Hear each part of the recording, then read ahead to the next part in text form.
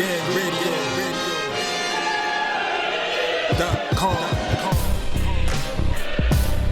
Take over. Last mission. Final boss mode. All right, next is the ESPN card. Now, as we all know, ESPN has been airing fights on their little summer series in the bubble, and for the most part, some were good. So some were Some was Reggie. Some was mid. Loud. Was mid, But but now they've come back with a legit fight with former light heavyweight champion Eleider Alvarez facing Joe Smith Jr. Yeah, let's get some cushion this event. God Yeah. Now, if you heard us talk about 175, 175 is a puncher's division. Like 175 is probably the most dangerous division in boxing. Legitimately, very. It dangerous. is. No, it's not even close. Honestly, it's the most dangerous division. Yeah. Not for the weak of heart. No, I mean the head nigga in Not for charge. weak skills. Yeah, yeah, like That too. Yeah, I mean, like heavyweight, you can have skills, but if you're not punching, if you don't have like above average punching power, you might find yourself in trouble in this division. Because it's just like it's brutal. Like it's a and you fight there. It's like you can't fuck up. You can't be out here. Ask Marcus Brown. He let a 37-year-old Pascal, almost put him out and take his interim belt. It's no joke. But we have Eleider Alvarez. Who has I feel like no one really talks about his resume. I mean, Eleider Alvarez has actually beaten some people in his day. I mean, everyone knows the Kovalev win. He knocks out Kovalev. He's beating Pascal. He's beating Butte. He knocked out Butte. He's beating Chilemba. Like, dude is he's beating Miranda too. Edison Miranda. Dude is a problem. Like yeah, for some reason, I think that rematch loss to Kovalev really hurt his momentum because that was a fight that he shouldn't have lost. I don't know what the hell happened or why, he let Kovalev box him, but I guess it is what it is. Shit happens. And then Joe Smith Jr., of course, who got on by knocking out Fonfara and won, and then puts Bernard Hopkins in retirement by sending him out of the ring. With the Geese Howard KO.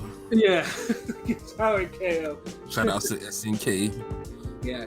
And even for a little bit, he was even able to give someone like Sullivan Barrera some trouble, before Barrera was able to regroup and, box him for the decision. And then, of course, the Bivol fight, which I was there for, he got outboxed by Bivol, but there was one moment, though, where he had Bivol in trouble, where he landed and Bivol started doing that zombie walk, but the bell rang, so... And then, of course, his last fight out, he beat Jesse Hart, by split decision, although it was really a unanimous decision because there was nothing split about that. Joe Smith won that fight.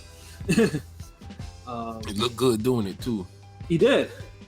So, Joe Smith Jr., I mean, I always said, with him, I've always said, like, if dude was able to win the right fights, like, they'll push this guy to the moon. Yeah. Yeah. Like, I said, and of course, if you ever heard me talk about race in boxing, I always said the goal. Well, what's absolute gold in boxing is the American white heavyweight, and then under that is American white anything in the division. And Joe Smith is that person, And I always say, like, the day that he becomes a legitimate champion, you'll see him everywhere, and this is where it starts too, because now. He's in the semifinal, if you want to call it that, to try to win the title that Canelo vacated. He thought it was too hot, so he got out the kitchen. So we got 4 people that are going to fight for that title. So So P, man, so what do you think about this Eleider Alvarez Joe Smith Jr. fight? Well, shit, this could be. Sparks could be flying in this one. That's one thing I could say. Word. And it's funny because Joe Smith, I would never expected him to get to the level he is. That's why I was laughing when you were talking about, like, You know, him, how if he won the right fights. 'Cause he's overachieved as is. Because Right. I know people that he's a New Yorker. I know people, that go to his gym that like would beat him up in sparring. And like even they are surprised that he's reached the level of success that he has. Like that's why it's funny. Like this guy, Because see, the talent counts in the actual fight. yeah, you know what I'm saying. But Alvarez, I could favor. I think Alvarez is more. To me, Alvarez is the more skilled fighter. But it's just a matter of he's there to be hit. And can Joe clip him? And he's got to. I think Joe is the harder puncher of the two. So do I. So I don't think by much, but yeah, No, he's a harder puncher. yeah, he's not not by a lot, but by a marginal. There's a difference. You know that he's the better puncher, definitely. Yeah, if it So- was like a 1 through 10 scale, I think Joe Smith would be like a 8.5, and maybe Alvarez is like a 7.5. Yeah, but this is a 50-50 fight to me, really. I really can't pick it. Like, Joe don't stop trying though. We've seen that's the Alvarez. thing. He's like, that is the truth. That like, I don't think this is one of those fights where Alvarez is gonna like get demoralized. I mean, unless he gets knocked out. I don't see him getting demoralized in fight because he has the skill that he should win this fight. But it's just a matter of how's he going to react when he gets clipped? Because I think he's going to get clipped. So, and that's just when I just can't. I'm gonna go. I'm gonna go Alvarez by decision, but I'm really tempted to just say that Joe Smith could knock him out because he could stop him. If he keeps trying, Joe don't stop trying, man. Like that's what I'm saying. Like he's the whole Joe, fight. Alvarez. Joe is the worst kind of guy because he's the guy that even in the 12th round he'll be down a whole lot and he knows he needs that knockout and he will go balls to the wall for that knockout. You can't stop. You see how Alvarez, a jab and a right hand kind of kept him away in that damn Kovalev rematch. Yeah. And he didn't try as hard as a Joe Smith would try. Yeah, and that's why it's putting because I always thought Alvarez was a little bit more skilled at that, but it just seemed like he couldn't get past Kovalev's jab, and then once Kovalev started throwing the combinations behind it, it was just like he was throwing out of his element, and I was surprised by that. I'm not. He has the skill. He just that has more to do with his temperament than his skills. Yeah, and I will say this though, Alvarez never seems to be in a rush. Like, and that's the thing. Like, he is low work rate, and I think that's the thing. Yeah, he takes his time a little too much. And I feel like that's you. the thing. But I feel like that's that will play into Joe Smith's hands a little bit. Yeah. So Joe Smith is going to have him beat on the work rate, and he's going to have multiple opportunities to really clip him. So. Now, in terms of chins, Alvarez, I don't think I've ever seen him down, I don't think he even has been down. You barely see him stunned or buzzed, bro. But Joe Smith has the power to do it. Yeah. The dude's power is legit. Like that's literally the only that's his biggest thing.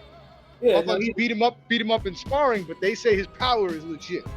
Yeah, so we pretty much see if Alvarez could take Smith's power, which would be something, then Alvarez, it'll be Alvarez all the way. Because Alvarez sets up his power shots differently, so. Because honestly, you guys might disagree with me on this, but I really believe, like, punch for punch, I think Joe Smith has more power than Kovalev. He might. Yeah, I mean, it's just punch for punch, like Kovalev has the. I don't think that's a big, assumption. I think you're on to something with that. I can see that. And that's the thing, like, I could see why somebody like Alvarez would be demoralized by, because Kovalev has those thudding shots, like, they hurt. It's just like the accumulation of it is just like. And he knows how to fight long, where Alvarez, Joe, he's coming at you, and you kind of see what you're going to get from him.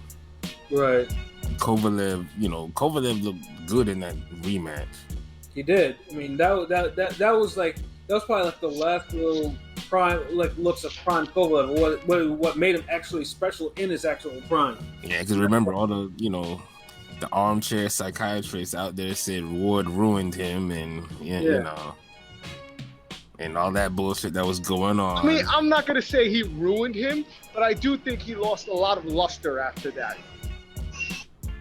I mean, of course, but you had people saying that he destroyed his mind and he would never be the same, this, that.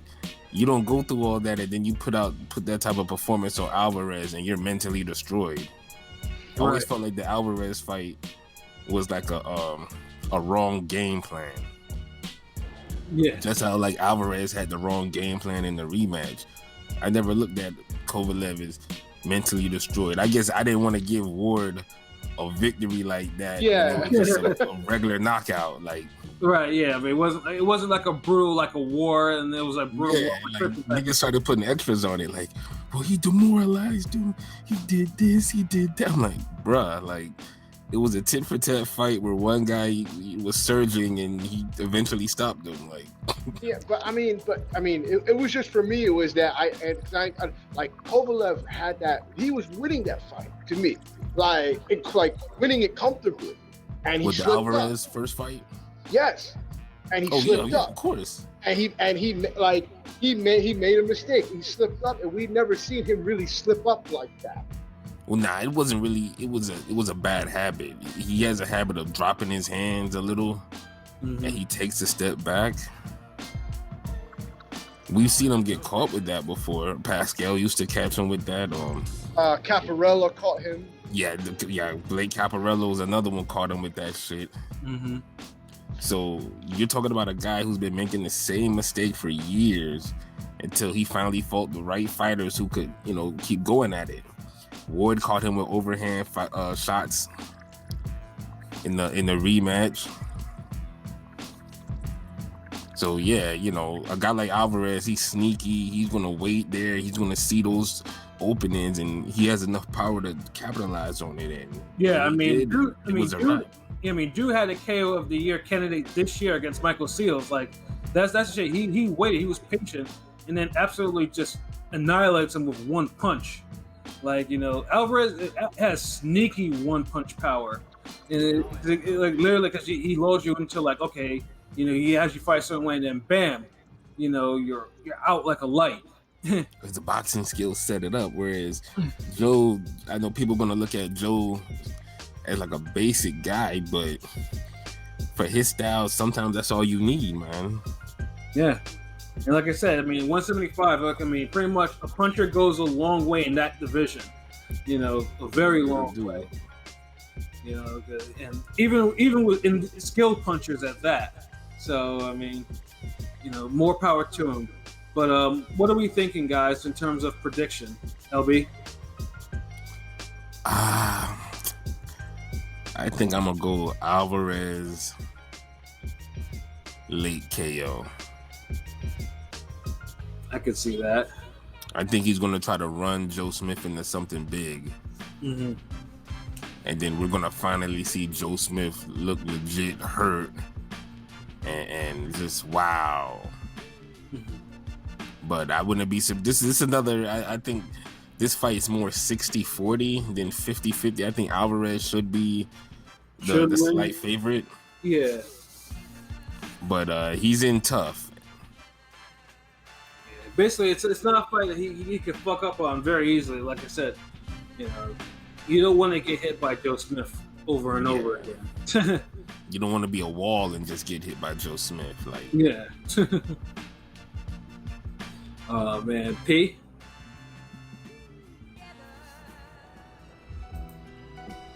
Okay, P muted. No. I think it's gonna be. I think my final decision is I think it's going to be Alvarez's decision. I don't think he's going to stop Joe Smith, but I think he's going to drop him. So he's going to get dropped, and he's going to get the unanimous decision. Yeah, I see the Alvarez decision too, only because because one of Joe Smith's actual things, like he's had his jaw broken like a couple of times before, and I actually do think Alvarez will do it. Like he got his jaw broken in that Barrera fight. and he kind of went into like a shell a little bit when that happened, you know. So I know that's always going to be a thing with him. But I do think that like if Alvarez doesn't knock him out, I think Alvarez's boxing skills will keep him very honest. And like I said, it will be like maybe like a 116, 112 decision. And like I said, I wouldn't be surprised though if a knockdown does occur. But I'm looking at probably maybe Alvarez knocking down Joe Smith, not the other way around. When is this fight this week? Is it a Saturday or is it a Friday fight? No, it's a Saturday fight. It's I think it's after the PBC card. It might be. I think it's like 10 late night, like what 12 or some shit.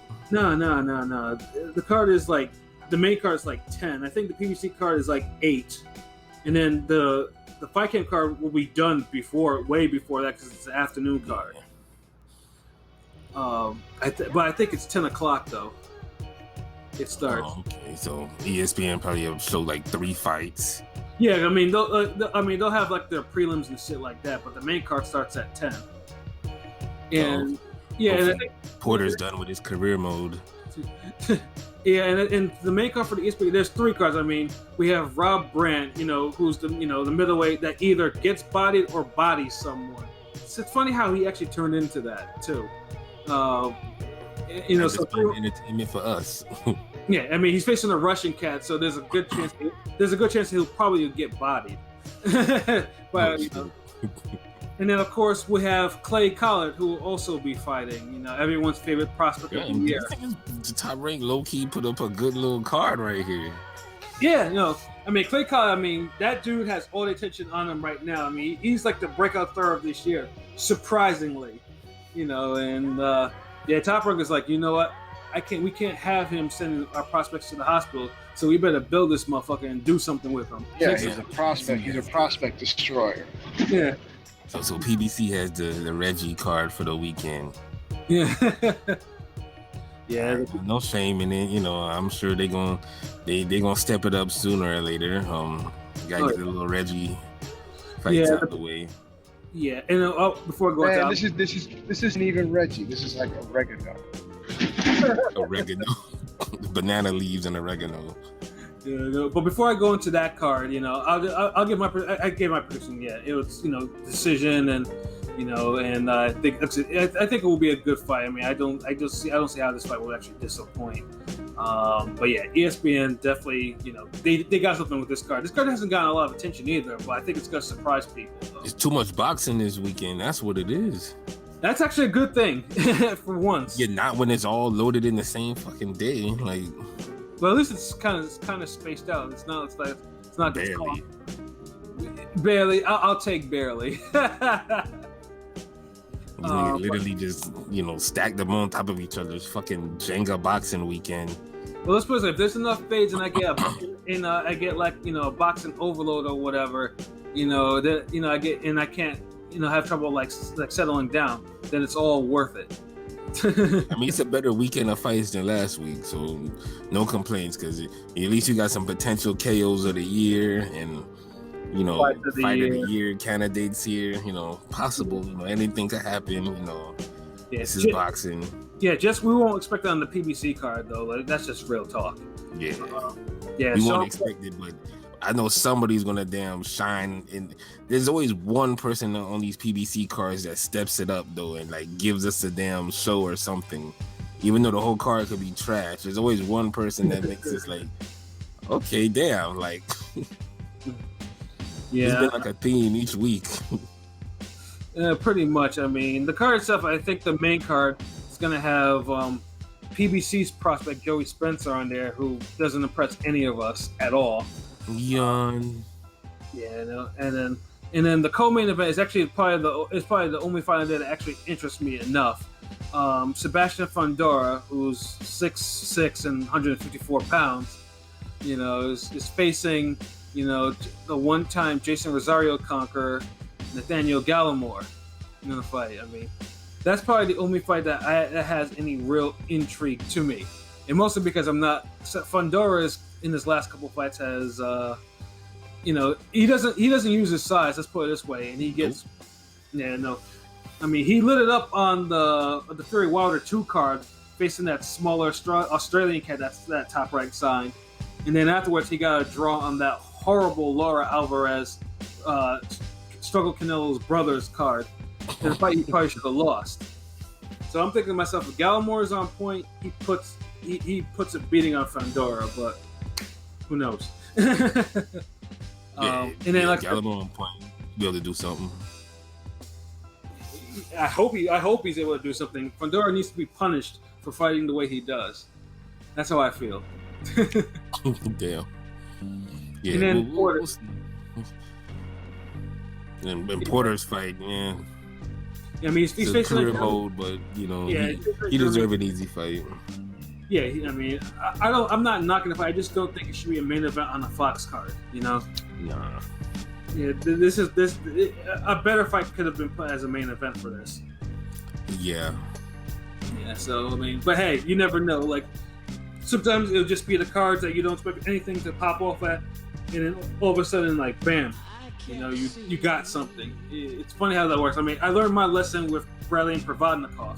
I didn't think shit would pop off in that damn fight. You know, that's probably the biggest lesson I learned from having that type of mentality on a card. Yeah, no, but yeah, PBC. Yeah, I mean, like I said, they have better cards coming down the horizon. So yeah, you know, it's not their week. So yeah, the Zone, ESPN. You know, we'll see. It's between y'all to see who's got to deliver. Yeah, we'll see what's up. Yeah, but you know, enough of the previews.